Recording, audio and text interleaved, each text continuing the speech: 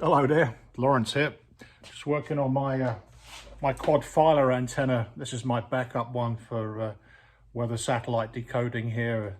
Satellites come over the horizon and we receive the signals on 137 megahertz as we have line of sight with the satellite coming over the north and then or coming from the south, depending on what time of day it is. Anyway, the reason I'm making this video was I've been asked my opinion, and I don't normally get involved in controversy to do with the polar regions. I try not to.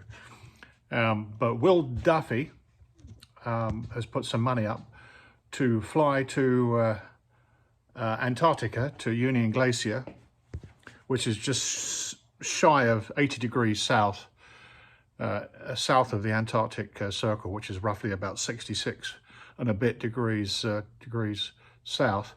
Anyway, he's going to pay for a person who believes that this Earth isn't an oblate spheroid, round globe ball looking-ish, flattened at the top, slightly bulging at the side.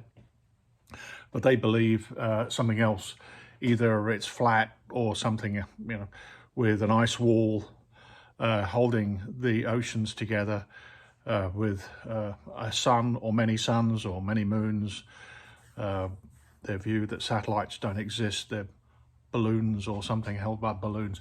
Anyway, a difference of opinion versus scientific measurement and fact, which has been proven many times. So you can honestly hear that I'm a person that believes this and supports the globe theory. And I've got lots of reasons for that. Anyway, he's paying for somebody to go down there who believes one thing and somebody else who believes something else.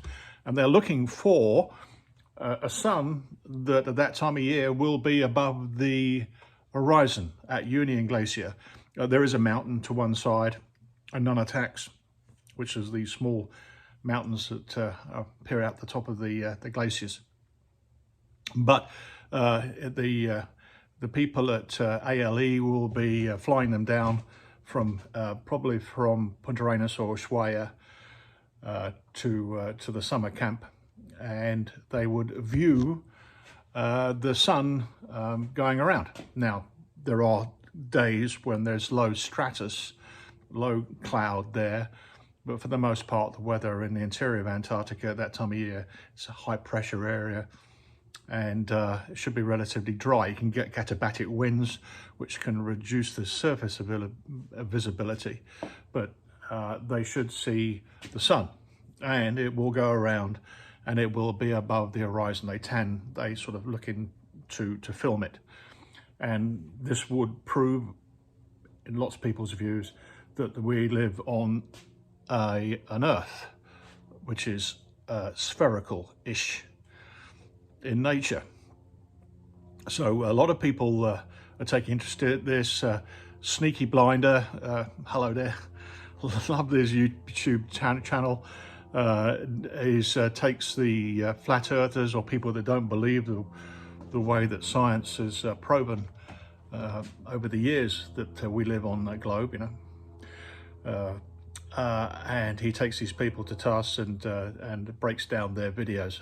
I love it. It's great fun, and a lot of scientific information he passes actually is verifiable and proven, versus everybody else out there who on the other side of the view theorizes I don't know, non-scientific, unverifiable ways.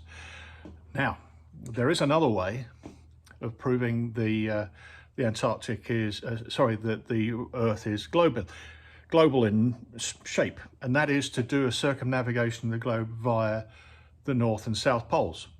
So back in 1979, an expedition led by Sir Ranulph Fiennes called the Trans-Globe Expedition left from London, went by Land Rover and ship, following the 0 degrees and 180 degree line of longitude, south from Greenwich, across the channel in a Land Rover on a ferry, down through Africa, joined a ship at Azerbaijan, down to South Africa, had a trade show there, crossed to Antarctica, set up camp inland, overwintered, and then when it became reasonable enough to travel, when it wasn't dark, traveled with the team of, actually that time it was 3 people, but through the over the up, if you like, over the what is like a dome of ice, reaching the South Pole, geographic South Pole, and the American research base there, and then down the other side, reaching the Scott base on the other side via the Beardmore Glacier many months later. And then, so fundamentally you've gone across from London, down through Africa, across Antarctica, across via the South Pole to the other side, and you're coming up the other side of the Earth. And then up through the Pacific, through a couple of trade shows, deviating slightly from the same direction, but literally going that way, heading north now, going up the Yukon, through the Northwest Passage, overwintering on the edge of the Arctic Ocean at Alert Base, which is roughly 83 degrees north, waiting for the sun to come back, and then traveling, now 2 men, going to the North Pole using motor toboggans or pulling sledges, arriving at the North Pole, a geographic North Pole, in Easter of 1982, and then heading back down the 0 degree longitude on the Greenwich Meridian, back roughly you're at the behest of where the ice moves you, but down south, back down towards London anyway, floating south on this piece of ice for a few months, only to be picked up by successfully by the icebreaker, and then return to London. So 2 gentlemen remain the only, well, it's the only continuous or contiguous expedition that's actually traversed or circumnavigated the globe via both north and south geographic poles without leaving the surface of the Earth. So they did that. And if you did that, and people can do that, yeah. People derided the expedition before and after. They believed that they were saying you can't do that because there's a hole at the North Pole with UFOs coming out. You can't go to Antarctica. You just can't. It doesn't exist, or you'll be stopped by the government or some agency. And they were serious. I mean, this is in the late 1970s. We were getting letters saying, no, you can't do that. You know, you're all charlatans. You're all shills. You're all something ridiculous. Anyway, the expedition was done, and I know that the expedition was successful because I was actually on it. And so I was in the Antarctic when the expedition was down there, and then I joined for the Arctic section. People will say that you can't go to Antarctica, or it doesn't exist, that they only allow you to go to certain places, ships on the Antarctic Peninsula. Now, there are rules for the goodness of Antarctica in place. They started getting more concerned about human interactions with the environment to detriment of the biosphere of Antarctica. It's a pristine continent. Well, it was. And then, so they stopped allowing us having huskies down there in the 1990s.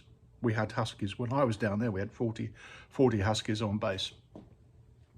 And then they became a bit more worried about what the increasing number of tourists were going to bring into the continent. And so they started bringing rules in as far as making sure that your feet were clean, that you weren't carrying spores or seeds or whatever. They banned chicken because people had been down there, theoretically, and had chicken sandwiches and discarded them. The penguins had eaten the chicken and the bird lives and the skewers, and they had chicken and flu viruses. H1N1 has been detected down there. Into issues with, same as any other ocean. Most of the, a lot of the birds down there, if they die, their stomach contents have plastics, microplastics. The environment's changing. You know, the effect of human on this globe is sadly even being felt down there with rising temperatures, and on Western Antarctica anyway, is the ice glaciers are receding and melting and dumping lots of fresh water into the ocean. And it being Antarctic cold water drives the globe as far as the meteorology and circulation of nutrients, and so it's quite worrying. So there are places in Antarctica where international agreement is they've set aside areas where you can't go, or there's restrictions. You can't fish, or you can't actually physically go about it, because we want to see what effects that we're having on the environment, measurable, verifiable, or they want to leave the wildlife to recover. You know, we decimated the whales up until the 1970s or 80s. I mean, I think now there is a global ban on commercial whaling, apart from Japan, I don't think takes part in it. There's subsistence whaling, which is very good because it's restricted. Up in Alaska here, it's very much supported by everybody, a subsistence size, but it doesn't, you know, it's not commercial sized. So you can go to Antarctica by yourself. You do not have to go to be guided. You can be dropped off by companies that will fly you or drop you at a place. You can go any direction you want to. A lot of people go through the South Pole and the other side now. Been on lots of expeditions that have done that. Or you can go and look at things to do scientific research, be dropped off. You better have insurance, and you better have a way of getting off the continent.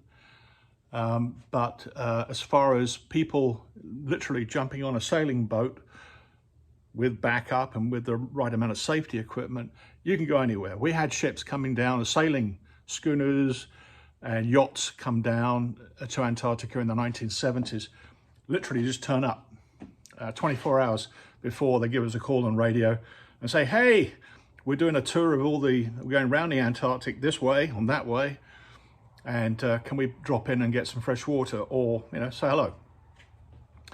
People have overwintered in the Antarctic off vessels. The Jérôme Poncet in Damien 2 was down there in the 1970s and 80s. His wife and was conceived, the baby was conceived in Antarctica more than likely, and they had it on South Georgia. Don't shoot me if I get it exactly wrong, but you know, he overwintered in Antarctica with his family. People, you know, crossed Antarctic, Borgosland, Ranfines. Many people from many years have crossed it, and you don't need to get the blessing. It helps if you have the blessing of the government in case something are wrong. But it's quite interesting that with that expedition that we were talking about, the first circumnavigation, the Transglobe expedition, actually became a rescued official governmental scientific team members that have got lost on the other side of Antarctica. And our pilot, the late Giles Kershaw, actually flew out there and found the gentlemen that had got lost in storms and actually rescued them. And we were a private expedition. So, Antarctica, flat Earth, I don't know. As Creaky Blinder would say, I don't know. But I love his stuff, I really do. You've got to subscribe to his channel. And Will, good luck with the Union Glacier visit. I'm sure you'll enjoy it. They've really got a large area there of encampment, and really it's improved a lot since I was down there. I flew in the right-hand seat of a Twin Otter in I think it was 1978 was my first time. And we circled Union Glacier, Patriot Hills, and we dropped off some scientific people doing glaciology on the Rutford Ice Stream at the base of the Vincent Massif down there, which you'll get to see if you fly over. Beautiful area, and logistics. Just take your sunshades and make sure that you have a lot of suntan lotion. Good luck with that, and enjoy your trip to Antarctica. and long live the oblate spheroid.